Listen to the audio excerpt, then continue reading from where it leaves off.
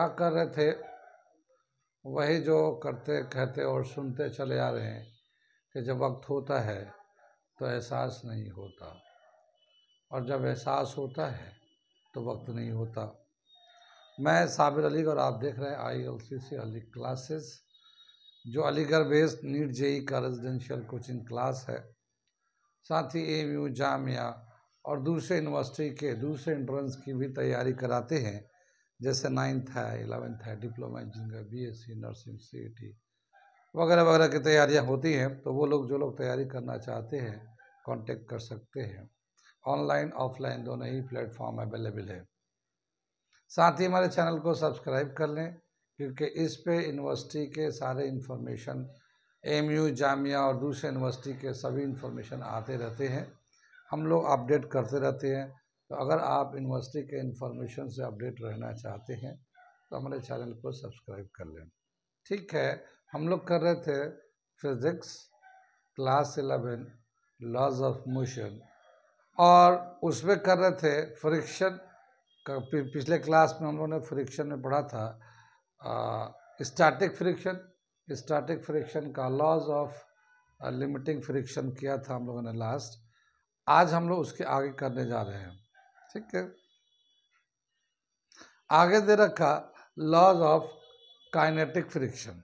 जैसे पिछला टॉपिक था स्टैटिक फ्रिक्शन। स्टैटिक का मतलब रेस्ट, यानी जब दो बॉडी आपस में कांटेक्ट में है और एक बॉडी दूसरे बॉडी पे रेस्ट पे है, तो उसको हम लोग स्टैटिक फ्रिक्शन बोलते हैं। उस वक्त जो फ्रिक्शन लगता है उसको स्टैटिक फ्रिक्शन बोलते हैं। लेकिन अगर कोई बॉडी एक दूसरे बॉडी के सरफेस पे मूव करता है तो उस वक्त जो फ्रिक्शन लगता है उसको हम लोग काइनेटिक फ्रिक्शन बोलते हैं। क्या हम लोग बताया कि ऐसा नहीं है कि जब बॉडी रेस्ट में होता उसी वक्त फ्रिक्शन लगता है। बॉडी रेस्ट में होता तब भी फ्रिक्शन लगता है, जब बॉडी मोशन में होता है तब भी फ्रिक्शन लगता है।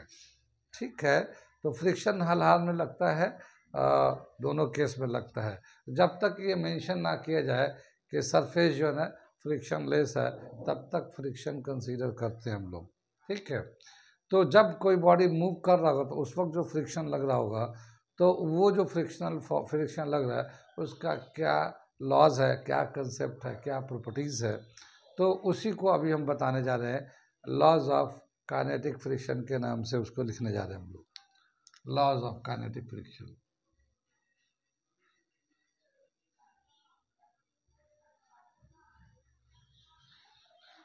Laws of kinetic friction.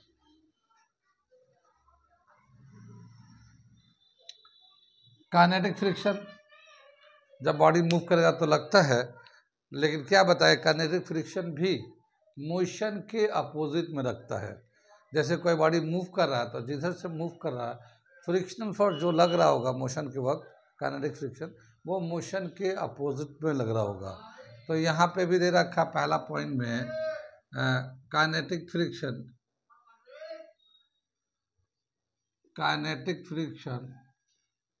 acts opposite to the motion of the body।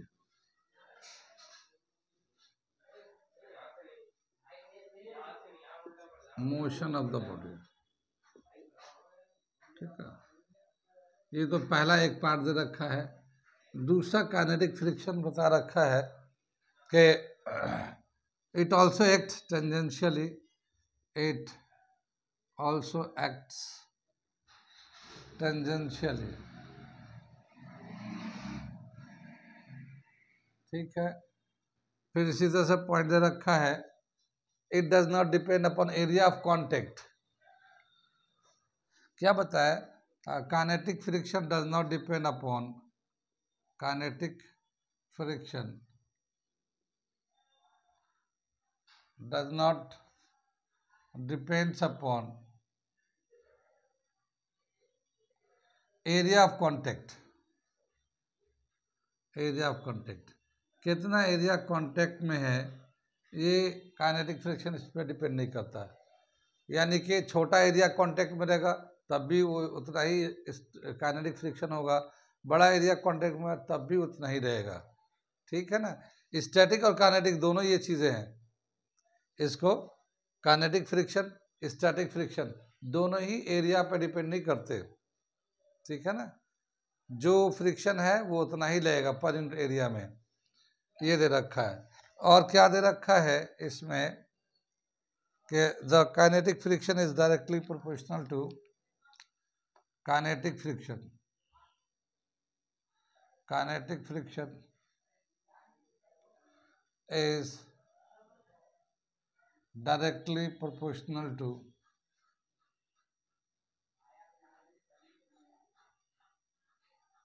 normal reaction, normal reaction, ठीक है, ये दे रखा है। यानी कि जो काइनेटिक फ्रिक्शन है म्यू की, काइनेटिक फ्रिक्शन जो होगा ये directly proportional to normal reaction के होता है ये, ठीक है ना। ये एफ के है ना kinetic friction, directly proportional to normal reaction. इस प्रोपोर्शनलिटी को हटाने के लिए एक कांस्टेंट लेते हैं, ये म्यू के करते हैं इसको, और म्यू के को बोलते हैं limiting of kinetic friction. Mu K is known as coefficient of kinetic friction, coefficient of kinetic friction, ठीक है। और म्यू के का वैल्यू निकालेंगे हम लोग। Mu K is equal to, ये आर इसके नीचे चला जाएगा, एफ के अपॉन आर, इसको हम लोग बोलते हैं mu K is equal to, ये काइनेटिक फ्रिक्शन है, काइनेटिक फ्रिक्शन है अपॉन नॉर्मल रिएक्शन है, ठीक है ना, नॉर्मल रिएक्शन है। ये हमारा रूल दे रखा है। कितनी बात समझ में आई? यहाँ पे क्या दे रखा है, जब कभी बॉडी मूव कर रहा है उस वक्त जो फ्रिक्शन लगता है वो तो काइनेटिक फ्रिक्शन कहलाता है, और जब रेस्ट में होता है उस वक्त जो फ्रिक्शन लगता है वो स्टैटिक फ्रिक्शन कहलाता है। लेकिन जिस वक्त वो मूव कर रहा होता है उस वक्त जो फ्रिक्शन लगता है वो कंपैरेटिवली कम होता है, स्टैटिक फ्रिक्शन के मुकाबले में कम होता है। क्या दे रखा है ये कि kinetic friction is less than static friction, यानी जिस वक्त बॉडी रेस्ट में होता है उस वक्त जो फ्रिक्शन लगता है और जब बॉडी मोशन में आ जाता है उस वक्त जो फ्रिक्शन लगता है, कंपेयर करेंगे तो स्टैटिक में यानी जब रेस्ट में था उस वक्त फ्रिक्शन ज़्यादा था और जब मोशन में था तो उस वक्त फ्रिक्शन कम होता है। क्यों? फ्रिक्शन तो है लेकिन उसका फ्रिक्शन कम हो जाता है। तो एफ के is less than F S, ठीक है। और ये जो है एफ, जैसे ये हम लोग लिखते हैं ना, ये वाला ये होता है एफ के इज इक्वल टू म्यू के आर, जो है ये म्यू के आर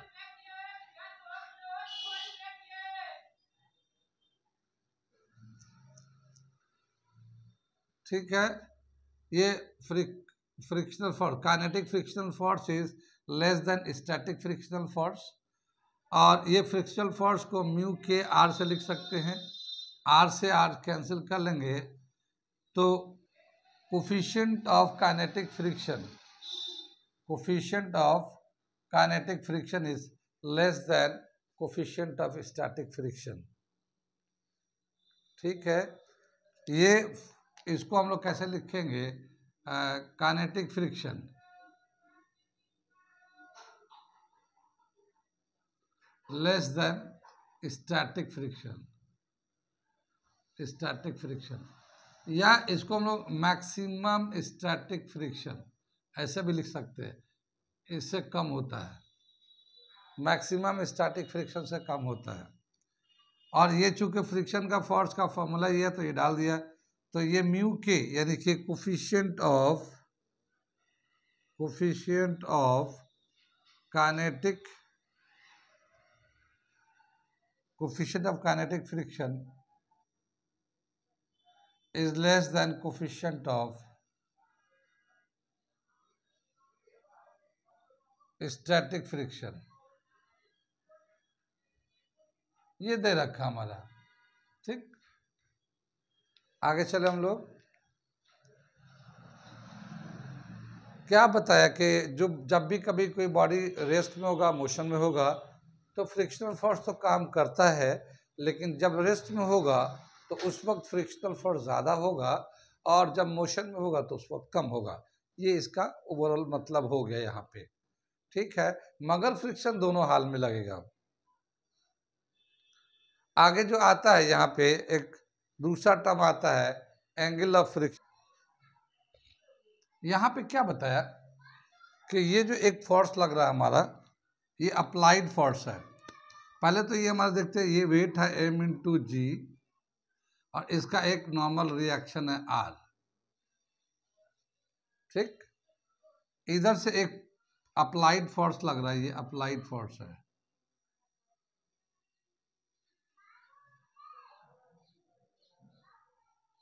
अप्लाइड फोर्स, ठीक है ना।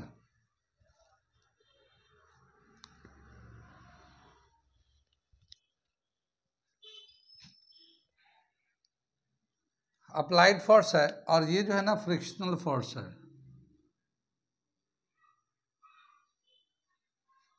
ठीक है ना। तो यहाँ पे कितने सारे टर्म है, ये एक अप्लाइड फोर्स है, ये नॉर्मल रिएक्शन है, और ये इसके सरफेस के कांटेक्ट में जो है एक फोर्स लगता है मोशन के अपोजिट में, इसको हम लोग फ्रिक्शनल फोर्स बोलते हैं। तो यहाँ पे तीन फोर्स है, अप्लाइड, फ्रिक्शन एंड नॉर्मल। वैसे नॉर्मल जो फोर्स होता है वो वेट के बराबर होता है, m इंटू जी के बराबर होता है।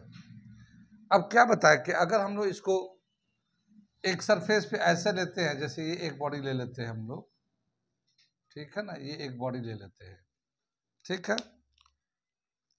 तो एक जो हमारे इधर से फोर्स लग रहा है, इसको हम लोगों ने F से दिखा देते हैं, और इधर जो फोर्स लग रहा है फ्रिक्शनल फोर्स से दिखा देते हैं, और ये जो है ना नॉर्मल रिएक्शन से ऐसे दिखा दिया।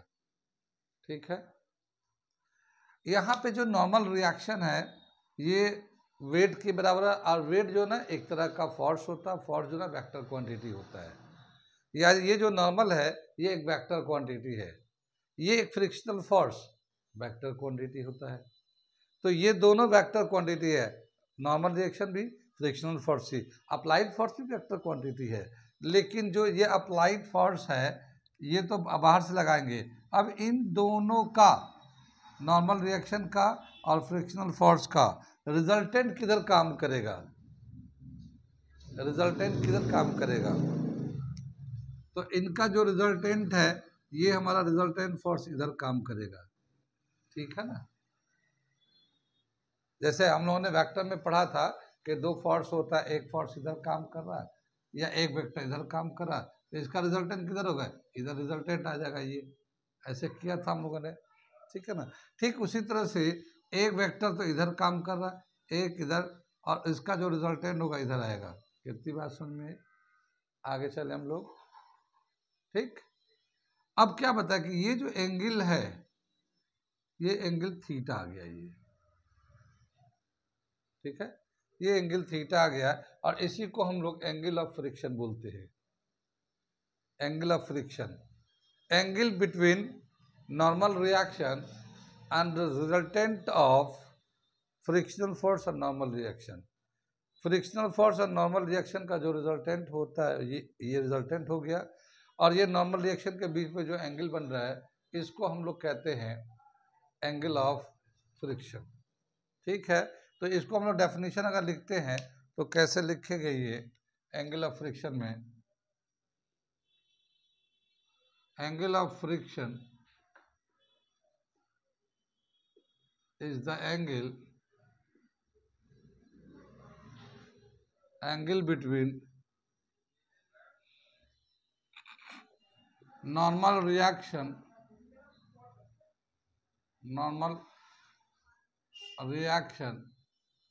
and resultant of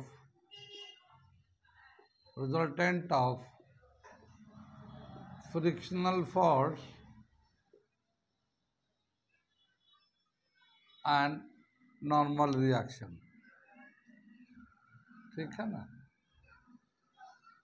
यानी ये यहाँ पे दो चीज़ें हैं, ये जो है एक तो ये हमारा रिजल्टेंट है, तो ये जो रिजल्टेंट है ये इन दोनों का रिजल्टेंट है, फ्रिक्शनल फोर्स और नॉर्मल का जो रिजल्टेंट है ये है, और ये नॉर्मल रिएक्शन है। तो ये जो एंगल है, angle between normal reaction and resultant of frictional force and normal reaction, ये लिखा हुआ है। एंगल बिटवीन नॉर्मल रिएक्शन ये and resultant of frictional force and normal reaction, इन दोनों का जो रिजल्टेंट है उसके बीच का ये एंगल है। इसको हम लोग कहते हैं एंगल ऑफ फ्रिक्शन। कितनी बात समझ में?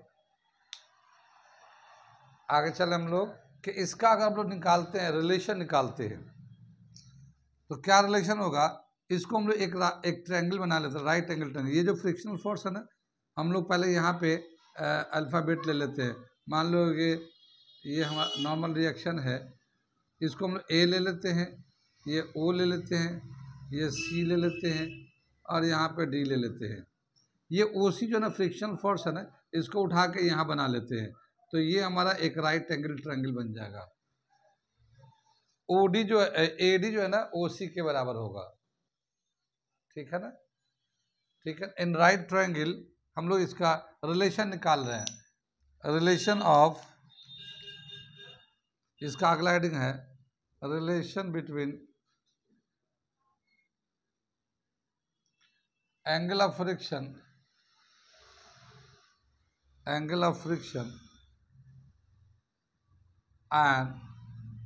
Coefficient of friction. इन दोनों में क्या रिलेशन है? Angle of friction and coefficient of friction, ये हम लोग निकाले जा रहे हैं। क्या दे रखा है इसमें कि ये जो है in right triangle OAD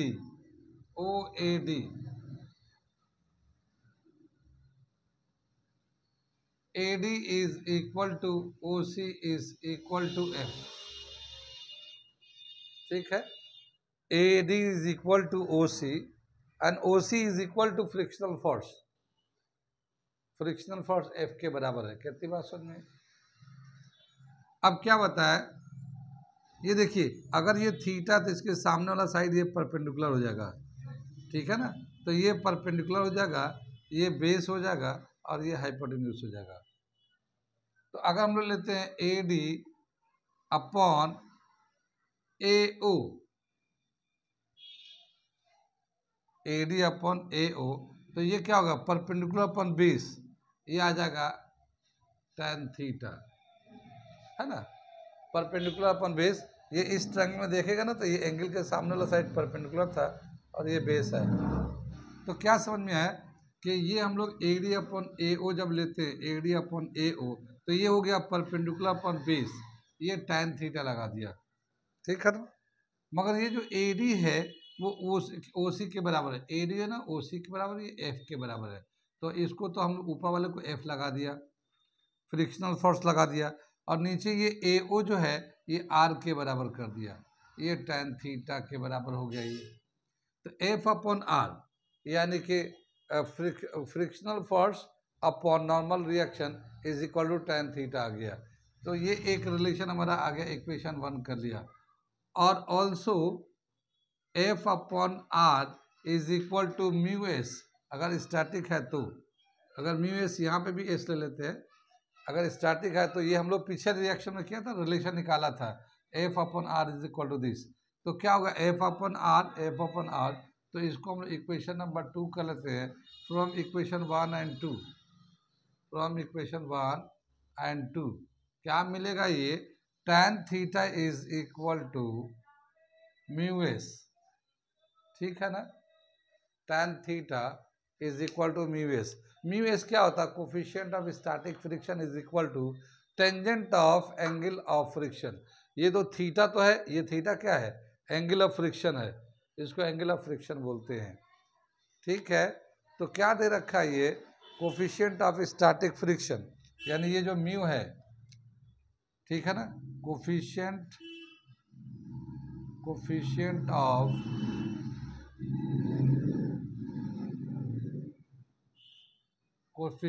static friction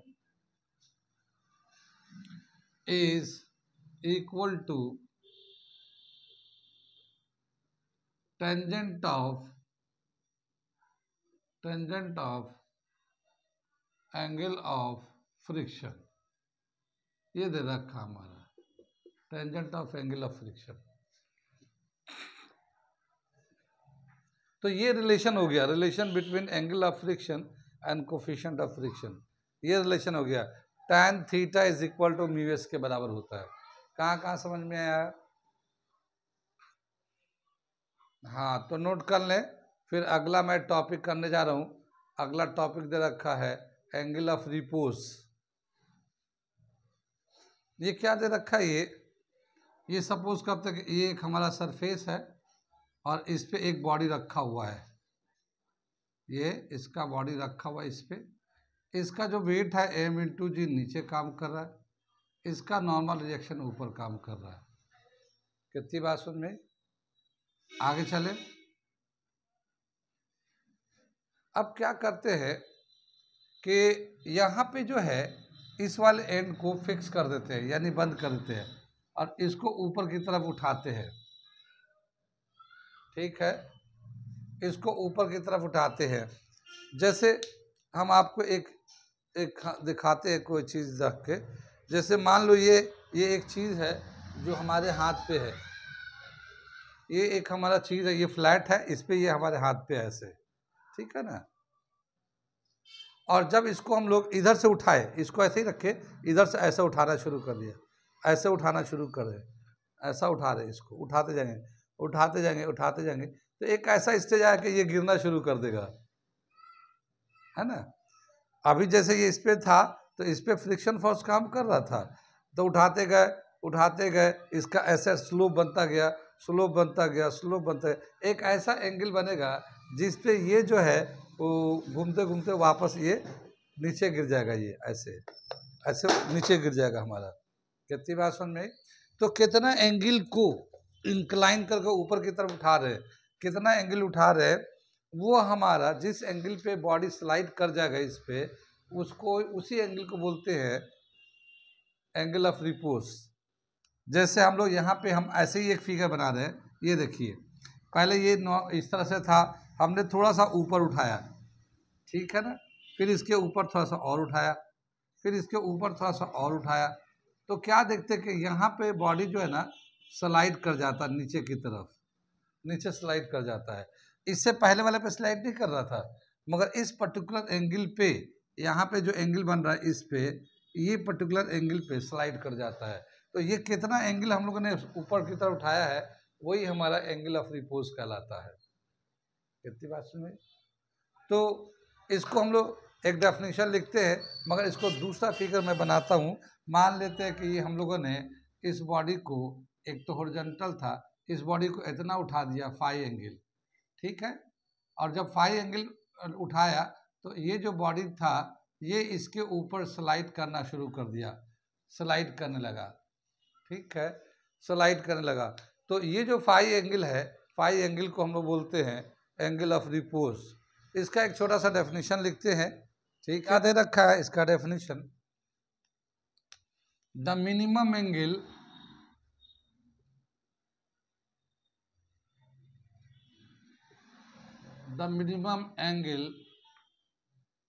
when a surface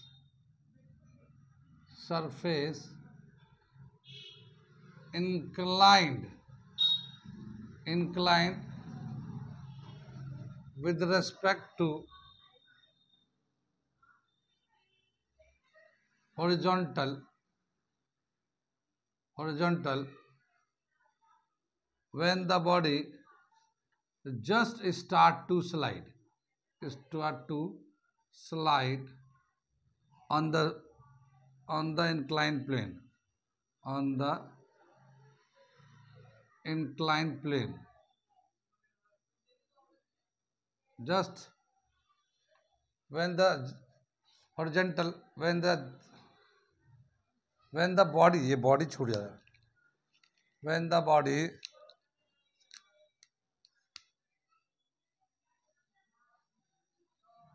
just to slide on the inclined plane, is called angle of repose. Angle of repose. Start to slide. हमारा है एक डेफिनेशन छोटा सा, क्या the minimum angle when the surface incline, ये जो minimum angle है when the surface incline with respect to horizontal when the body just start to slide on the incline plane is called angle of repose. तो ये हमारा angle of repose का छोटा सा definition हो गया। अब इसका एक रिलेशन है, वो रिलेशन निकालते हैं कि क्या रिलेशन होगा। कितनी बात सुन में क्या बताया कि जब बॉडी ऐसे प्लेन सरफेस हॉरिजॉन्टल सरफेस पे होता है तो सीधा m इंटू जी नीचे लगता है और नॉर्मल रिएक्शन ऊपर लगता है। लेकिन जब ये बॉडी थोड़ा इंक्लाइंड हो गया तो इसका जो वेट होगा वो इधर की तरफ होगा, m इंटू जी, ये इधर की तरफ होगा और ये थोड़ा सा तिरछा हो जाएगा तो इसका एक कंपोनेंट इधर बन जाएगा और एक कंपोनेंट इधर बन जाएगा। ठीक है, ये जो एंगल है फाई, ये यहाँ बन जाएगा, ये फाई एंगल यहाँ बन जाएगा और ये बेस होगा तो इसका जो कंपोनेंट बनेगा एम जी कॉस फाई बन जाएगा और इसका कंपोनेंट बनेगा एम जी साइन फाई। ये याद है, बेस के अलॉन्ग जब भी हम लोग कंपोनेंट बनाते हैं तो कॉस लगाते हैं और जब परपेंडिकुलर के अलॉन्ग बनाते हैं तो साइन लगाते हैं। तो यहाँ पे ये जो m इंटू जी जो है ना, ये थोड़ा तिरछा हो गया, ये तो बिल्कुल सीधा सीधा था और जैसे ये हुआ तो ये थोड़ा तिरछा हो गया। तो ये फोर्स m इंटू जी एक तरह का वेट होता है, वेट एक फोर्स होता है, फोर्स एक वेक्टर क्वांटिटी होता है। तो इसके दो कंपोनेंट बन जाते हैं, एम जी कॉस फाई और एम जी साइन फाई।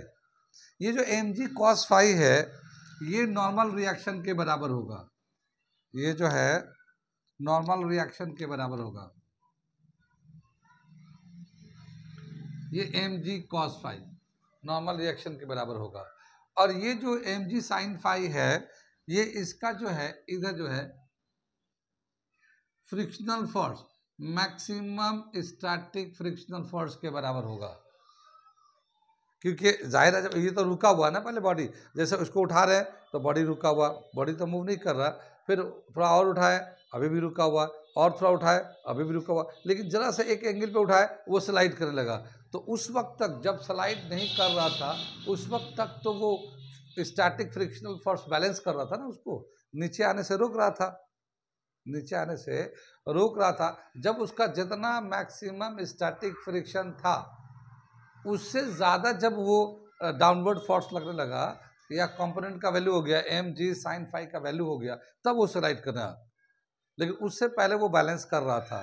तो क्या समझ में आया, M G sine phi maximum static frictional force के बराबर होगा जस्ट बिफोर स्लाइडिंग, यानी स्लाइड होने के जस्ट पहले। और जब स्लाइड हो गया तो फिर तो काइनेटिक हो गया, वो स्टैटिक खत्म हो गया। कितनी बात समझ में आई? ठीक, यहाँ तक समझ में आ गया।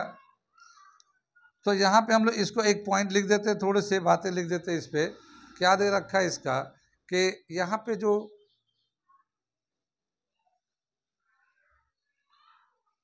फ्रॉम द फिगर, ये हम लोगों ने जो फिगर बनाया उसके हिसाब से बता रहे हैं। क्या है, weight M G has two components,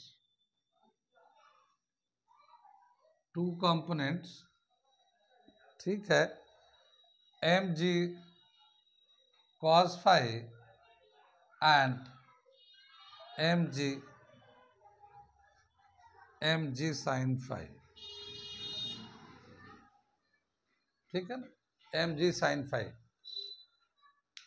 eight critical balance, at critical balance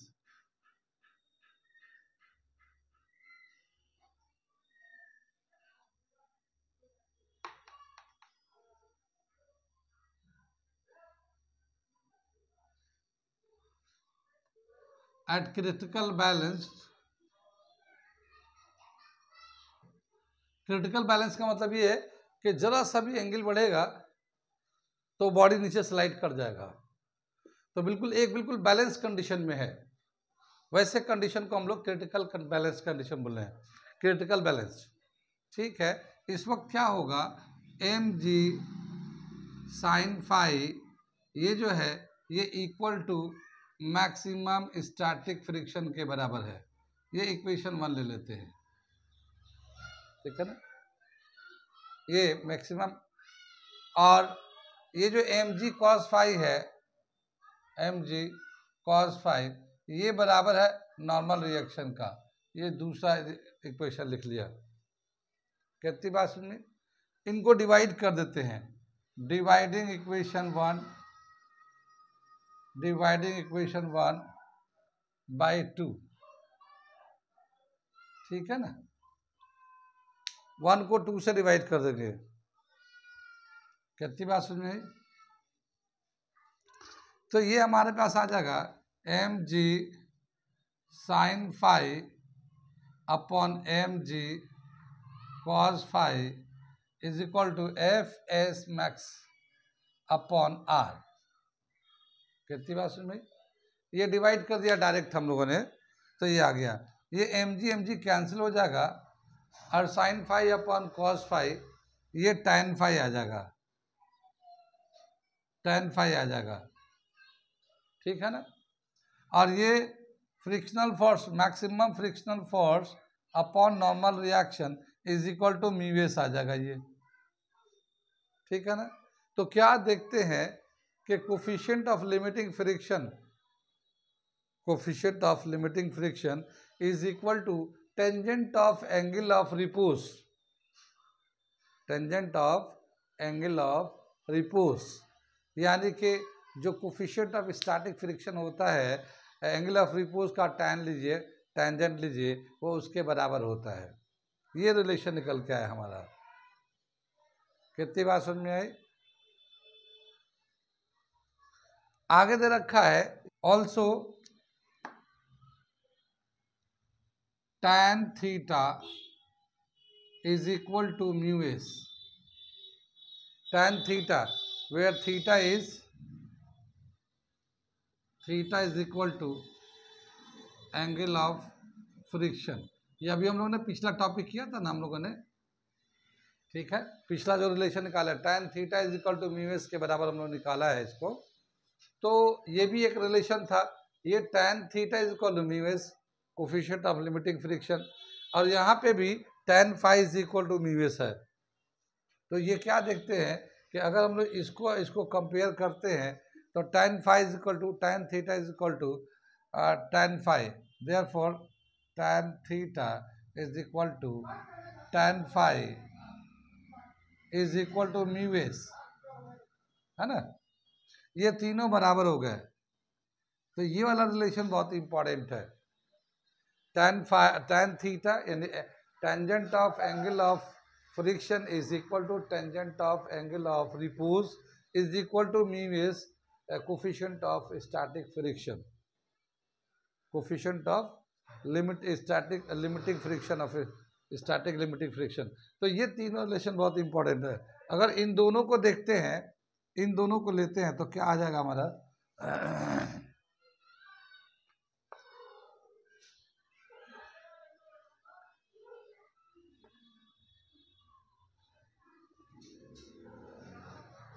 इन दोनों को लेते हैं तो हमारा ये आ जाएगा tan theta is equal to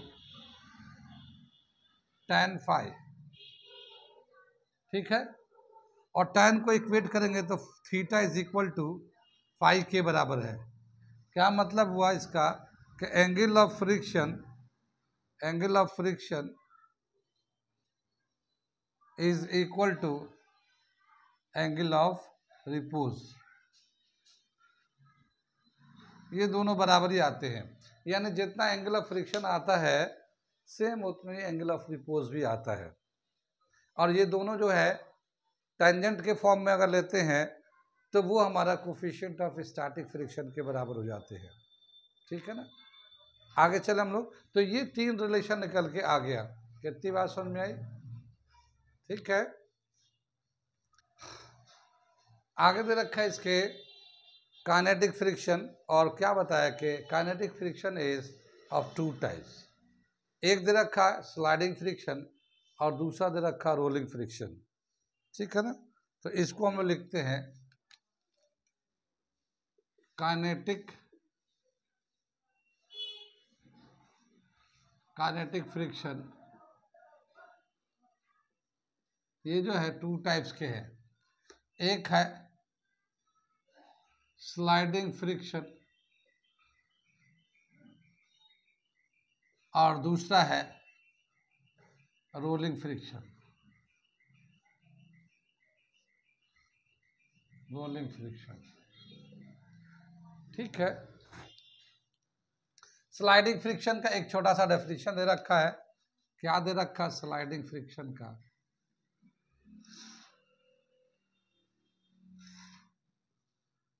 the force of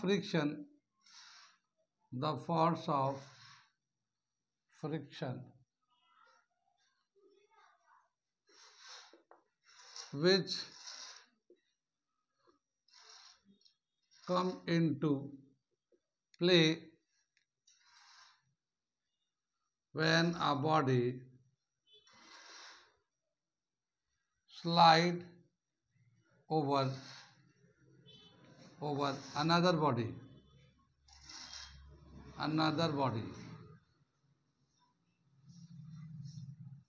is called sliding friction. Sliding friction यानी एक बॉडी जब दूसरे बॉडी पे स्लाइड करता है तो उस वक्त जो फ्रिक्शन लगते हैं उसको हम लोग स्लाइडिंग फ्रिक्शन बोलते हैं। स्लाइडिंग तो जानते होंगे, जैसे जब हम लोग बच्चे थे, स्कूल जाते थे, या आज भी अभी सभी स्कूलों में जो ग्राउंड बनाते हैं छोटे बच्चों के लिए, तो उस पर स्लाइड बना होता है, पीछे से चढ़ते हैं और ऊपर जाके बैठ के फिर स्लाइड करके नीचे उतरते हैं। तो ऐसे हम लोगों ने देखते हैं, जो खासकर प्राइवेट स्कूल में, गवर्नमेंट स्कूल में तो नहीं है, प्राइवेट स्कूल में ये सब चीज़ें लगा रखे हैं। तो झूले हैं, स्लाइडिंग है और फिर सीसॉ है, इस तरह की छोटी छोटी चीज़ें बच्चों को खेलने के लिए लगा देते हैं। कितनी बात समझ में आई?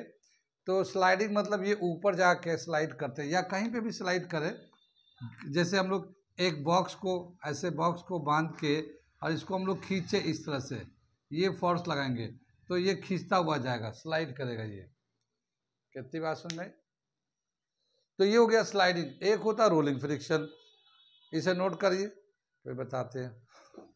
दूसरा दे रखा हमारा rolling friction.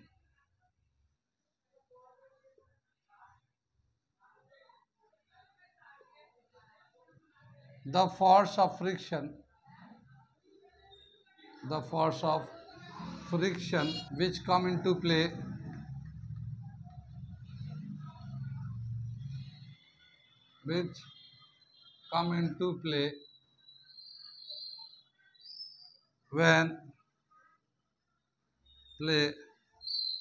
when one body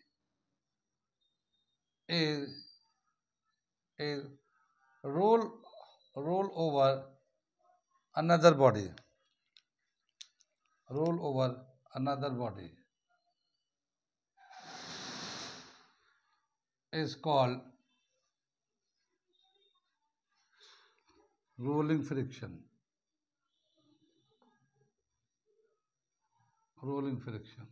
यानी एक बॉडी जो ना दूसरे पे रोल करे।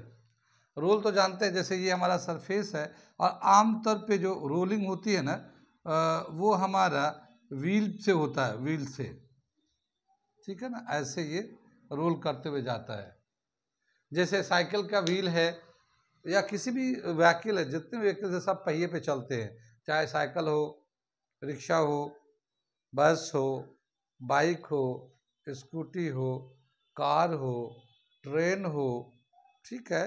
किसी भी तरह का मोड ऑफ ट्रांसपोर्ट जो हम लोग यूज़ करते हैं, तो ज़्यादातर उसमें सब में व्हीकल ही रहता है। इवन एरोप्लेन में व्हीकल्स होते हैं, क्योंकि जब लैंडिंग होती है तो वो पहिए से रोल करके स्लो करता है, ठीक है ना।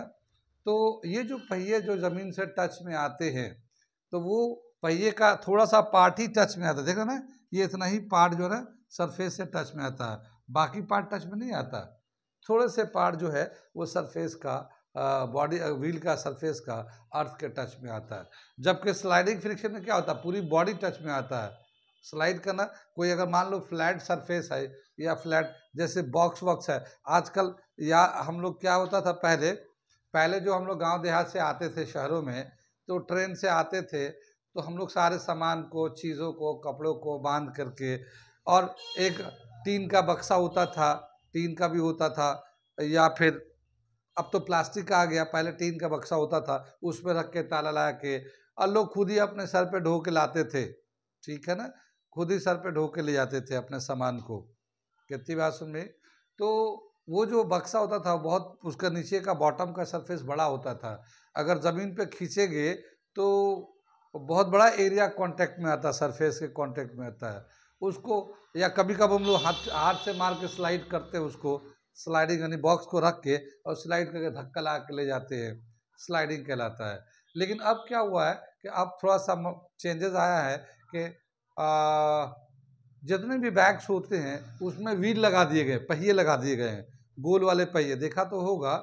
जैसे वीआईपी सूटकेस ले गए तो उसके नीचे पहिए लगा दिए गए, ठीक है ना, पहिए लगाएंगे मजबूत वाले, उसमें हैंडल भी लगा दिया, आप बाहर निकालिए और आप खींचेंगे तो पहिए पे वो इतनी बड़ी बॉक्स, जिसको पहले सर पे उठा के लेके जाते थे या धक्का लगाते थे हम लोग, अब वो इतना आसानी से कैरी हो जाता है कि हैंडल को पकड़िए और पहिया तो नीचे है ही है, पहिए पे वो घूमता डिग करते करते घूमते हुए, इतना बड़ा बॉक्स जो उठ नहीं सकता अकेले, वो हैंड पहिए पे निकल के चला जाता है। कितनी बात में, तो क्या समझ में आया कि स्लाइड करेगा जब बॉडी मूव कर रहा होगा, तो जब मूव कर रहा है तो काइनेटिक फ्रिक्शन होता है, लेकिन मूव कैसे कर रहा है, या तो स्लाइड कर रहा होगा या रोल कर रहा होगा। अगर स्लाइड कर रहा होगा तो उस वक्त जो फ्रिक्शनल फोर्स काम करेगा उन दोनों के बीच में, वो स्लाइडिंग फ्रिक्शन कहलाएगा, और वो स्लाइडिंग फ्रिक्शन बहुत ज़्यादा होता है, स्लाइडिंग फ्रिक्शनल फोर्स बहुत ज़्यादा होता है। और जबकि अगर रोल करें, पहिए पे अगर बना दें, तो पहिए से अगर लगा के रोल कराए तो वो थोड़े से पार्ट टच में आता है, तो उस वक्त जो फ्रिक्शनल फोर्स होता है बहुत ही कम लगता है, बहुत ही कम लगता है। और उसकी वजह से किसी बैग को या किसी वजनी चीज़ को ले जाना, वो कैरी करना बहुत ही आसान हो गया है, बहुत ही आसान हो गया है। तो जब से व्हील का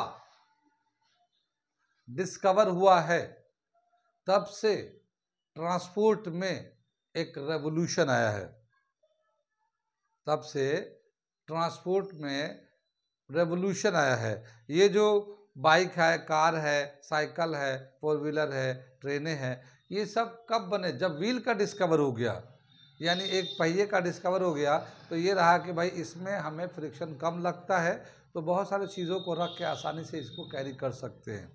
ठीक है, तो ये जो ट्रेनें बनी या ट्रेनें चल रही हैं, या बसेस चल रहे हैं, या टैक्सी चल रही है, गाड़ियाँ चल रही है, या इवन प्लेन, एरोप्लेन होता है तो लैंडिंग होती है जहाँ पे, तो पहिए से चलता है पूरे, इतना बड़ा एरोप्लेन, उसमें बहुत सारे लगेज होते हैं, लोग होते हैं, वो भी बहुत पहिए से लैंडिंग करता है, तो उस वक्त पहिए से वो रोल करते हुए जाके फिर रुकता है।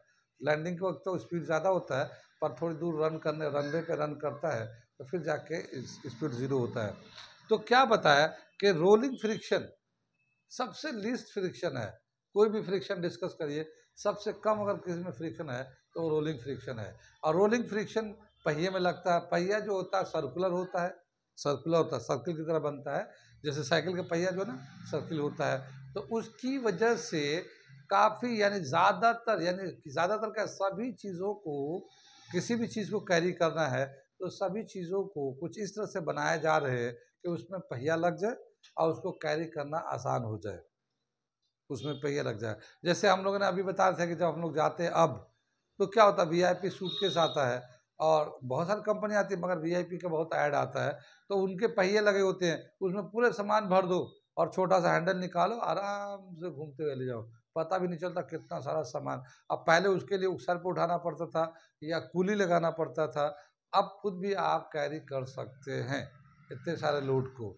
तो उस पर क्या होता है, फ्रिक्शन कम लगता है, तो उसको कैरी करना बहुत आसान हो गया है। ठीक है ना, कैरी करना बहुत ही आसान हो गया। तो ये हमारा हुआ यहाँ पे, ये जो हम लोगों ने किया, static friction, kinetic friction, angle of repose, angle of friction, ये लिमिटिंग फ्रिक्शन, ये हम लोगों ने एक थोड़ा सा कंसेप्ट किया। अब यहाँ से इतने कंसेप्ट पे कुछ न्यूमेरिकल्स हैं, तो हम लोग करेंगे इसका न्यूमेरिकल्स इसके आगे, और उसके बाद फिर अगला टॉपिक पढ़ेंगे। तो यहाँ पे इस कंसेप्ट के बेस पे थोड़ा सा न्यूमेरिकल करेंगे।